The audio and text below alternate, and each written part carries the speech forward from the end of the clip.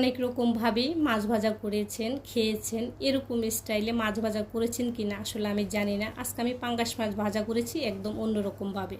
প্রথমে নিয়ে নিলাম এখানে পাঙ্গাস মাছ। মাছটা আপনাদের পছন্দ অনুযায়ী নিতে পারেন। মাছটা পরিষ্কার করে নিয়েছি। প্রথমে দিয়ে দিলাম পেঁয়াজ আর কাঁচামরিচ। একটা আমি শিলপাটায় থেতো করে নিয়েছি।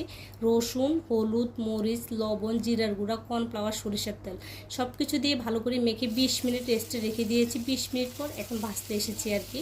মাছটা দিয়ে দেবো। মাছটা দেওয়ার পরে মাছের যে মশলাটা থাকবে ওইটা আমি সবগুলো মাছের উপরে দিয়ে দিব। দিয়ে এটাকে আমি ঢেকে দেবো। কর্নফ্লাওয়ারের পরিবর্তে চাইলে চালের গুঁড়োটা ব্যবহার করতে পারেন, কোনো সমস্যা নেই। মাঝখানে একবার শুধু এই মাছটাকে আমি উল্টে দেব। 10 মিনিট মিডিয়াম লো আছে এপিট ওপিট করে ভাজলে কিন্তু রেডি হয়ে যাবে মজাদার মাছ ভাজা।